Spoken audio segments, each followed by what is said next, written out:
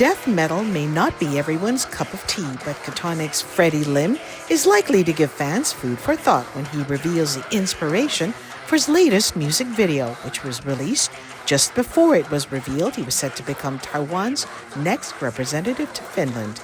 He shares that story with us in this week's edition of Taiwan Talk. The song Endless Aeons, it's like the closure of the whole music video series in the last decades of Chthonic. We invented a character that tried to change the history of Taiwan after 228 incident and during White Terror period. So we let him trapped in reincarnation to try to do it again and again, to change the history of Taiwan, like he has the magic, but he failed every time. So it's a tragedy that we are repeating, doing it video by video. But in the latest one, the Endless Aeons, because personally that I just found my grandfather was a victim of 228 incident as well. So I feel like it's like the invented character just came into the real life to me, the real life of my family. So I talked to the director that how we can let the fake world, the invented world, meet the real world. So that's how the video is done right now. So people, when the audience watch the video, it's like the first half of the video is still like the old tragedy repeating again, that he's been executed and his soul watched himself being executed and meeting the tragedy again. But the second half of the video that he accidentally went through the portal into the stage of Chthonic, then he came to the modern life and see all the audience that enjoy the music who invented him as well. So make the soul feel like actually he didn't really have to repeat the thing again and again. He can just let go. That's it. He doesn't have to try again. Okay, you said this was a series of music videos, Yeah. right? How many did you do before this one? Like 4. Yeah. Over 2, Tinian. How many years? over 12 years. So there are many music videos that been played by this character, this actor, and we let him be executed in different ways. Of course, based on the true cases during 228 incident and later White Terrors. We let him being like a symbol to remind that how Taiwanese have been tried through the whole democratic movement. Lim also uses the music video as a platform to share a fundamental Buddhist belief. It's not just about politics, but it's more about the reincarnation idea of the Eastern philosophy, that how we also want to show that to the metalheads around the world, because the other metal bands never use this kind of philosophy to introduce their music or their culture. So we use that, although it's a lot of political events, but also it's introduced the reincarnation idea to the Western metalheads. But after I found out that my own grandfather is a part of the history, then I think that's it. That's a beautiful closure of the whole series. Okay, I was going to ask you if there was any part of your experience that influenced this video. How did you find out about your grandfather?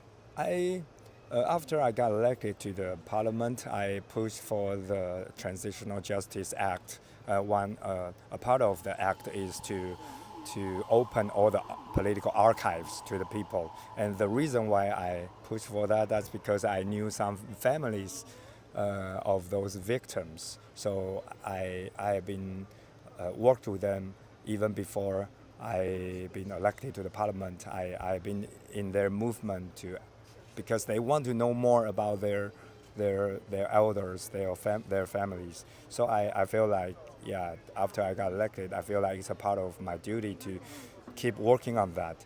So in 2017, most of the political archives been opened by by the government, and also most of the archives are online too. So like 2 years ago, 2023, I just feel like to check about my grandfather's names, or my relatives' names, to see, just coincidence, just curious about if there's any names of my families on the political archives. And then I just found out that my grandfather has been arrested during the 228 incident, and been uh, and after that, in after he's been bailed out, he has he and his family, which means my mother, they have been escaped from city to city. They've been moved a lot. So according to all those archives, I knew about my family. And my mother, my aunts, they didn't know anything about that before I found it. So they just felt they didn't know why they've been moved around. Why my mother been has changed. She changed 5 elementary schools during her childhood. So she didn't know about anything about that. So after I found those archives and documents, I shared with my families, and they were shocked and cried, and they misunderstood their parents for a long, long time. So I just let them know that why they've been suffer from that kind of lives during their childhood, and also because I was so close with those victims and work on all those human rights activities a lot. I thought that I was helping others, but after I found out that there is a different energy driving around in my heart, that I want to write a song that about this feeling. So that's a new single about, and also the music, the video about. Okay, now I understand why this is so important to you. Okay. So I was going to ask you also what your life after Lee Yuan was. When did you write the song? Did you write the song after you stepped down, or while you were still in Lee Yuan? After I stepped down, I knew I have that feeling before I stepped down, but then I went to the Kyoto University that my grandfather graduated from, like almost 100 years ago. I went there to apply some documents from the school, from the university, to learn more about my grandfather, because all my aunts and my mother said that they didn't think that my grandfather has all those political ideas, because they never heard that he talked politics at all. So they feel like he was being set up to be arrested. So I just want to know more about him. So I got his grades of his university, and also I get a lot of documents from him. Also, I knew that after university, he has been to the Taiwan Minbao, which is the a Taiwanese newspaper, was strongly against Japanese colonial government back in that period. So I told my mother that he was not being set up. That's his idea. He has strong will to stand for democracy and freedom. So yeah, that's his idea. He just kept his mouth shut after he got arrested, and then to So he never talked to you about it. He no, never talked to his children about it. no, nobody knows about that. So I was the one to discover the whole story of him, and to share with my mother and aunts, and they have been my elders, my families. They have been misunderstood him for a long, long time. They were like, "How come you change your works all the time and let the whole family have to move around, like escape from something all the time, and suffer that kind of miserable lives. So, When did he pass away? when I was in junior high, so it was like 30 years ago. Yeah, almost. And you never talked about it? No, he never talked about that. He had nothing in the house to show or to indicate No, anything about his past? no. So it's shock for the whole family. So you see, that's why there's a strong power inside me driving me want to write a song about that. Yeah, because I have written songs about 228 incident for all my life. Like I have written like 4 albums, and I have put on 228 memorial concert to help those victims, their families, and I never thought that I will be One of them. one of them. How is the discovery changing your life, your political life, and your views? How is it impacted it in any way, or is it changed it in any way? I think that's one of the very important reason why I decided to step down, because I feel like the how to say, I feel like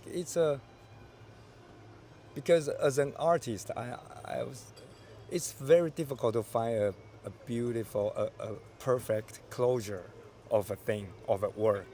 Yeah, it's always the most difficult part. So I have been pushed for transitional justice movements for a long time, and then I started to push for the related bills after I got elected, and by the end of my second term I found out that my grandfather is a victim. I think that's the perfect closure of my political parliamentarian career.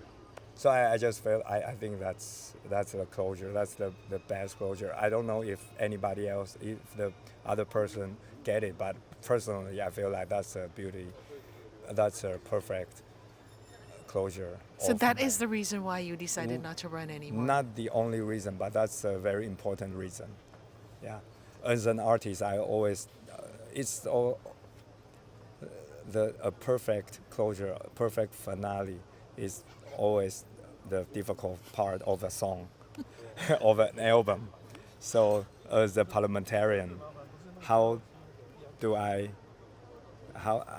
can I finish my term, my parliamentarian career? I think that when I found that story, when I read through all the archives of my grandfather, then I feel like, yeah, that's it. Yeah, I'm done with the parliamentarian works. Okay, so what direction do you expect your music taking now that you've managed to close that circle? There's gonna be a new circle. There's gonna be new ideas, new inspirations, right? Hopefully I will have some new ideas, but actually I found more coincidence when I read through all the archives that I have invented so many different things in my music, and during the reading of all the archives, I just found out that not just my grandfather, but there are more coincidences in the archives related to my music. So I will have them packed in one piece of album to put all those coincidences in that album, and then continue the next journey. So you're gonna keep writing music. Yes. Hopefully That's not maybe going to stop. No. So hopefully next year there's a new album. Hopefully. You were listening to death metal musician and former politician Freddy Lim. I'm Hope Go. Thank you for tuning in.